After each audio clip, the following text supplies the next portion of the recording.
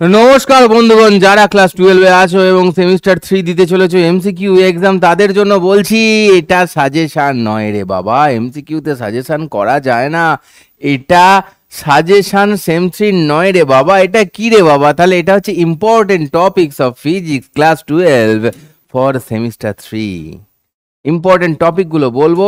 ভিডিওটা এখানে একবার টুক করে পজ করে খাতা আর পেন নিয়ে চলে এসো, কারণ আগামী পয়েন্টগুলো শুধুমাত্র চ্যাপ্টারের নাম আর টপিকের নাম লেখা আছে।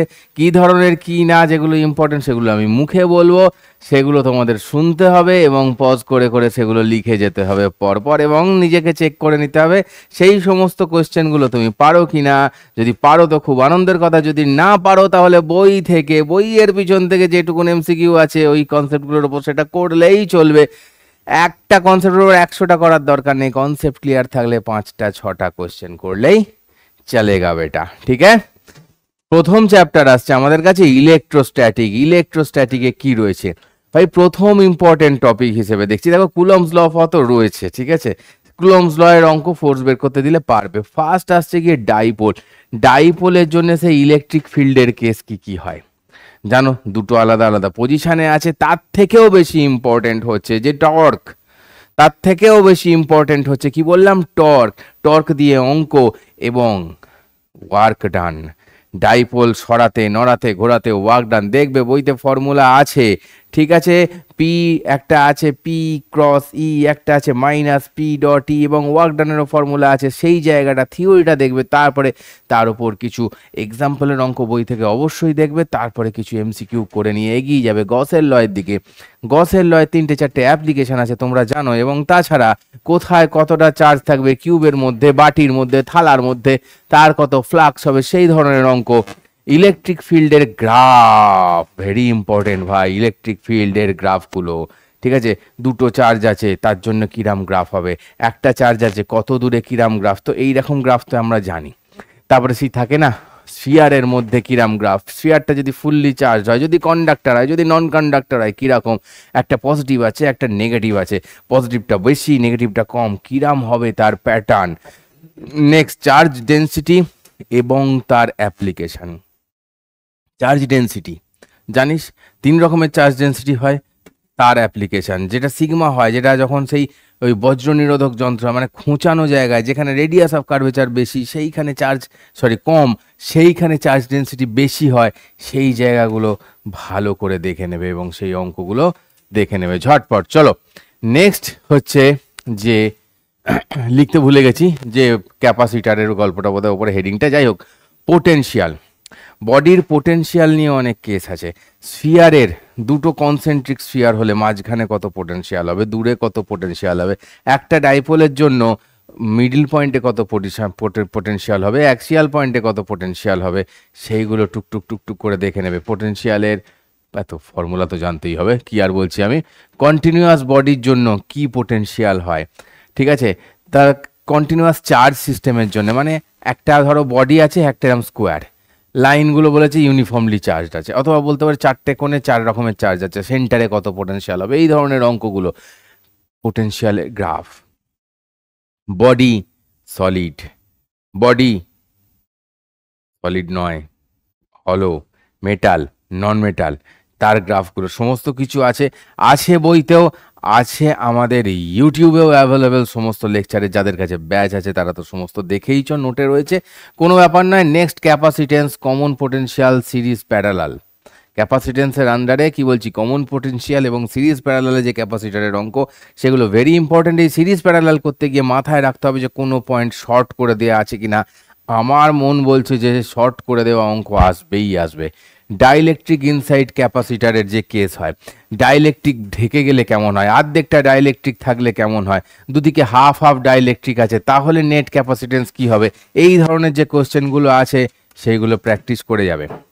নেক্সট আসছে কারেন্ট ইলেকট্রিসিটি ভাই, ঝেঁকা ন্যাকা কারেন্ট, ঝেঁকা ন্যাকা নট ন্যাকা ন্যাকা। দেখো ড্রিফট ভেলোসিটি পার্ট, সেইখান থেকে তোমরা ওই যে NEAVD করো ফর্মুলা, সেই ফর্মুলা থেকে কারেন্ট ডেন্সিটি বের করা, ড্রিফট ভেলোসিটি বের করা, অ্যাভারেজ ভ্যালু অফ কারেন্ট, এখান থেকে ছোটোখাটো কোশ্চেন আসতে পারে। ব্যাটারি সিরিজ প্যারালাল, ব্যাটারি যদি সিরিজে থাকে কি হবে, ঠিক আছে, জানা আছে এন ই আর এন আর হয়ে যায় ইন্টারনাল রেজিস্ট্যান্সগুলো। ব্যাটারি যদি প্যারালালে কি থাকে কি হবে, E1/R1 plus E2/R2 by 1/R1 plus 1/R2 হচ্ছে ইকুইভ্যালেন্ট ইএমএফ হবে। তো সেই জিনিসটা জানতে হবে, এবং এলে প্রশ্ন আসার সম্ভাবনা যেটা রয়েছে দুটো থেকেই রয়েছে, সিরিজ থেকেও রয়েছে, প্যারালাল থেকেও রয়েছে। সিরিজ থেকে এলে কোশ্চেনের ধর্মটা একটু সোজা হয়, প্যারালাল থেকে হলে একটু শক্ত হয়। আর এক ধরনের কোশ্চেন হয় সিরিজে আছে কিন্তু কি বললো মাঝখানে একটা বা দুটো ব্যাটারির পোলারিটি হালকা ঘুরিয়ে দিয়েছে, তখন কি হবে? তো वो भी इसके अंदर आ जाएगा बेटा। নেক্সট হচ্ছে ইনস্ট্রুমেন্ট কেস, সার্কিটের অঙ্ক, ইনস্ট্রুমেন্ট কেস, প্যারালাল সিরিজ হেন তেন অনেক হয় সার্কিটের অঙ্ক। বই খুললে অজস্র অঙ্ক পাবি, প্র্যাকটিস করবি, এতদিনে হয়তো করেওছিস কিন্তু আবারও করবি। এবার হচ্ছে instrument cases, meter bridge, potentiometer. Potentiometer থেকে অঙ্ক কিন্তু এভাবে এইচএস চলাকালীন অত যে এসছে তা নয়, ঠিক আছে। পোটেনশিওমিটার নিয়ে থিওরিটিক্যাল কোশ্চেন এসেছিল, আসতে পারে সেটা যে কি করলে সুবিধা বাড়বে, কি কি কি কি কাজে লাগানো যায়, আমরা ভোল্ট মিটারের ওপর পোটেনশিওমিটারের সুবিধা কি, থিওরিটিক্যাল কোশ্চেনও থাকতে পারে, কোনো ব্যাপার নয়। আর না হলে পোটেনশিওমিটারের একটা অঙ্ক আসার খুব চান্স রয়েছে, যেহেতু এমসিকিউ এক্সাম হচ্ছে এবারে। ঠিক আছে, চলো নেক্সট কেসিএল কেভিএল, এটা থেকেও কিছু দিতে পারে। কেসিএল হলে কেসিএল অ্যাপ্লিকেশান আমরা তোদেরকে শিখিয়েছি যে কেসিএল শুধু ওই সামেশন অফ আই করেও নয়, মানে কেভিএল যেগুলো থাকে আর কি, মানে লুপ টাইপের অঙ্কও কিন্তু কেসিএল দিয়ে করা যায়, তাহলে ক্যালকুলেশন ইজি হয়, সেটাও অলরেডি শেখানো আছে। কেভিএল এর অঙ্ক থাকলে আমি বলবো যদি তার আগে কিন্তু সেটাকে শিখে নে, তার কি নিয়ম ছিল, কি শর্টকাট ছিল, কি রুলে সেটা শিখিয়েছিলাম যে সহজে করা যায়, সেইটা অ্যাপ্লিকেশনটা প্র্যাকটিস করে নে। না হলে যদি সেটা পরীক্ষার দিন অবধি তোদের প্র্যাকটিস না হয়, তাহলে কেভিএল এর অঙ্কটা কিন্তু বাদ রাখবি, একদম সবার শেষে সময় থাকলে ওটাই আসবি, না হলে কিন্তু ওটা সময় নষ্ট করবে যদি তুই ওই সামেশন অফ পোটেনশিয়াল জিরো করে করিস। ইলেকট্রোম্যাগনেটিজমের গল্প আসছে এবারে, যেখানে এখান থেকে একটি কোশ্চেন আসবেই আসবে, কেউ আটকাতে পারবে না। বায়োসাভার্ট লয়ের অ্যাপ্লিকেশন, মানে ম্যাগনেটিক ফিল্ড কি হবে, তার ডিরেকশন কি হবে, কোন দিকে হবে, সোজা কারেন্ট যাচ্ছে, বেঁকা যাচ্ছে, সোজা গিয়ে বেঁকে গেল, অমুক পয়েন্টে কত ম্যাগনেটিক ফিল্ড হবে, এরকম প্রচুর অঙ্ক তোদের করানো আছে, ইনফ্যাক্ট বইতেও আছে, এক্সাম্পলেও আছে। অ্যাম্পিয়ার্স ল, অ্যাম্পিয়ার্স ল কেন বলছে, কীরকম কেসটা অ্যাম্পিয়ার্স লটা, শুধু লটা জানলি, অ্যাম্পিয়ার্স লয়ের কিছু অ্যাপ্লিকেশনস আছে, আছে তো দেখেছিস বইতে রয়েছে অ্যাম্পিয়ার্স লয়ের অ্যাপ্লিকেশন। সেই অ্যাপ্লিকেশনের মধ্যে আবার সলিনয়েড টরয়েড আছে। সলিনয়েড টরয়েড আলাদা করে কেন লিখেছি না, ওয়েস্ট বেঙ্গল বোর্ডে তোরা যদি দেখিস পিওয়াই কিউজগুলো, তাহলে দেখবি যে সলিনয়েড টরয়েডের ওপর ভালোবাসাটা একটু বেশি রকম বেশি, তাই সলিনয়েড টরয়েড দিয়ে অঙ্ক দেওয়ার সম্ভাবনা অনেক বেশি। ঠিক আছে, এর ফর্মুলা দিয়ে মিউ নট এন আই যে ফর্মুলা আছে সেখান দিয়েই দিতে পারে, জিনিসপত্র তোমায় বলে দেবে, তোমাকে বের করতে হবে। নেক্সট, এটা থেকেও কোশ্চেন আসবে, এটা থেকেও আসবে এবং এটা থেকেও আসবে। এফ ইকলস টু বিআইএল এবং তার ডিরেকশন কি হবে, এফ ইকলস টু কিউভিবি দিয়ে দিলে এটা ডিরেকশন নিয়ে মেনলি প্রশ্ন হবে। রেডিয়াস বের করতে দিতে পারে, কোনো চার্জ একটা ম্যাগনেটিক ফিল্ডে গিয়ে ঘুরছে, তার রেডিয়াস কত বের করতে দিতে পারে, এবং এফ ইকলস টু বিআইএল এর ওপর থেকেও আলাদা করে অঙ্ক আসবে, যে দুটো তার রয়েছে তাদের মধ্যেকার ফোর্স কত হবে, কি হবে, ফোর্স পার ইউনিট লেন্থ হলে কি হবে, কার ওপর কত পড়ছে। So be ready for that. Next আসছে ম্যাগনেটিজম, এইখানের মেন ইম্পর্টেন্ট দুটো টপিক, একটা হচ্ছে আর্থের ম্যাগনেটিজম যেখানে বিনতি কোণ বিচ্যুতি কোণ এগুলো আছে এবং সেইগুলো দিয়ে অঙ্ক আছে। বইয়ের করে দেওয়া অঙ্কগুলো, বইয়ের পিছনে যে করে দেওয়া অঙ্কগুলো আছে আমি দেখেছি, সেগুলো এনাফ, সেগুলো দেখলেই ওর ওপরেই বেস করে কিন্তু সব এমসিকিউ আছে। এই চ্যাপ্টারের জন্য আগে বইয়ের পিছনে করে দেওয়া অঙ্কগুলো দেখবি, এই আর্থ ম্যাগনেটিজমের ওপর যে অঙ্কগুলো আছে, তারপরে এমসিকিউ যাবি, দেখবি সব অঙ্ক পারছিস, কোনো চাপ হবে না। নেক্সট ম্যাগনেটিক মোমেন্ট যখন আসছে, এই আইএ বা এনআইএ, ঠিক আছে, এই তো ম্যাগনেটিক মোমেন্টের জিনিস, তার ডিরেকশন কোন দিকে খেয়াল রাখবি, মাথায় রাখবি। এবং যদি বলে একটা চার্জ বডি ঘুরছে, ম্যাগনেটিক মোমেন্ট কত, সেই ক্ষেত্রে ফর্মুলা কি হয়, M by L equals to Q by two M. M মানে হচ্ছে ম্যাগনেটিক মোমেন্ট আর এল মানে হচ্ছে অ্যাঙ্গুলার মোমেন্টাম, কারণ ওই যে ঘুরছে বলা থাকবে, আর কিউ মানে চার্জ, যে চার্জটার উপর রয়েছে, বাই টু এম, এম মানে হচ্ছে মাস। এটুকু নিশ্চয়ই তোরা অলরেডি জানিস, যারা জানিস না তাদের জন্য বলে দিলাম। নেক্সট আসছে ইএমআই এর অঙ্ক, দেখো লেন্সের ল এবং তার অ্যাপ্লিকেশন, একটা কোশ্চেন আসবেই, সেটা টি দিয়ে আসুক, মানে ফাই ইকলস টু সামথিং বলে দিক টি দিয়ে, বলতে পারে। আচ্ছা, ফাই বলে দিক, এমন একটা কিছু দিল যেখান থেকে তুই ফাই বের করতে পারছিস, তুই রেজিস্ট্যান্স জানিস, তোকে কত চার্জ ফ্লো হলো জানতে চাইতে পারে formula, Q equals to del phi by R, ঠিক আছে। সেখান দিয়ে করতে পারিস motional EMF, very very very important, যেটাতে রয়েছে তোর বি এল ভি এবং বি ওমেগা এল স্কোয়ার দিয়ে অঙ্ক। সেই একটা অঙ্ক আছে দেখবি বইতে করে দেওয়া আছে এই অঙ্ক, সেটা প্লেন যাচ্ছে, আর্থের ম্যাগনেটিক ফিল্ড বলে দিয়েছে, প্লেনের দুটো ডানার মধ্যে কত ইএমএফ প্রডিউস হচ্ছে, এই ধরনের অঙ্ক, ঠিক আছে। B omega L square, magnetic ফিল্ডের মধ্যে কেউ ঘুরছে, বি ওমেগা এল স্কোয়ার মারবো, ডিরেক্ট অঙ্ক বেরোবে, এবং এইখান থেকে অঙ্ক এলে ডিরেক্ট ফর্মুলা বেস অঙ্ক আসবে, পুরো নম্বর আসবে তোদের পকেটে। নেক্সট আসছে সেলফ ইন্ডাকটেন্স। সেলফ ইন্ডাকটেন্স বের করো টাইপ অঙ্ক। সেলফ ইন্ডাকটেন্স কি জিনিস জানিস, এটাকে ইলেকট্রিক্যাল ইনার্সিয়া বলে, এর ইউনিট জেনে রাখবি। এবং তারপর কি হচ্ছে, সেলফ ইন্ডাকটেন্স বের করো টাইপের অঙ্ক, বলে দিল যে কারেন্ট এইভাবে চেঞ্জ হচ্ছে ওইভাবে যাচ্ছে, তো তাহলে এল এর মান কত। সেলফ ইন্ডাকটেন্স বের করতে দিতে পারে সলিনয়েডের জন্য, খুব পছন্দের জিনিস সলিনয়েডের জন্য, তার ফর্মুলাটা মনে রাখতে হবে, সেলফ হলে mu not N square A by L হয় ফর্মুলা, ঠিক আছে।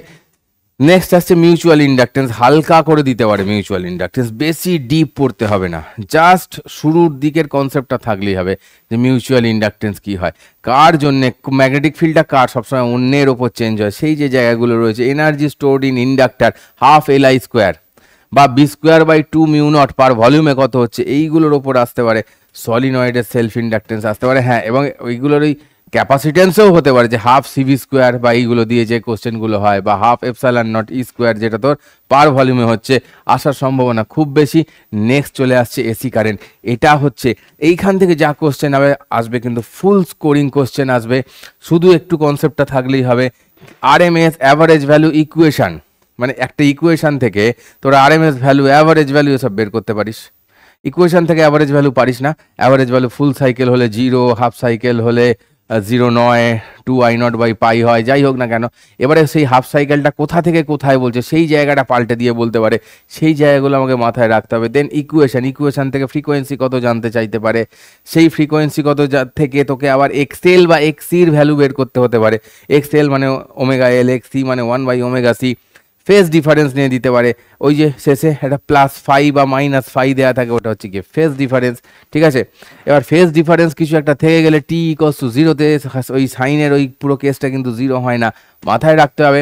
দেন আসছে রেজোনেন্স কন্ডিশন, যখন এক্সএল ইকস টু এক্সি হয়ে যায় তখনই হয় রেজোনেন্স কন্ডিশন, তখন কি হয়, টোটাল যে ভোল্টেজটা সেটা আমরা আরএমএস ভোল্টেজটা পেয়ে যাই রেজিস্ট্যান্সের অ্যাক্রসে, এই জায়গাগুলো পরিষ্কার রাখতে হবে, ঠিক আছে, এই জায়গাগুলো।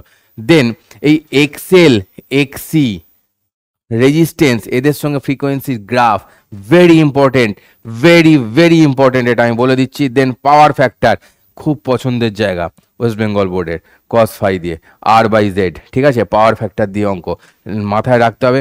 দেন থাকছে এলসি অসিলেশন, একটাই ফর্মুলা ভাই এলসি অসিলেশনের, ঠিক আছে, সেইটার থেকে একটু মনে রাখবে, অসিলেশন হয়তো ওটা ফর্মুলা বেস কোশ্চেনও দিতে পারে, মানে কোশ্চেনে ফর্মুলাটাই দিয়েছে। দেন আসছে ইএম ওয়েভ, বেশি মাতামাতি করার দরকার নেই, ইএম ওয়েভ নিয়ে ম্যাক্সওয়েলের ইকুয়েশনগুলো জানলেই চলবে, একটু লিখে প্র্যাকটিস করবি, ডিসপ্লেসমেন্ট কারেন্টটা কি, ঠিক আছে, আর ডিসপ্লেসমেন্ট কারেন্টের ফর্মুলাটা কি একটু জেনে রাখবি।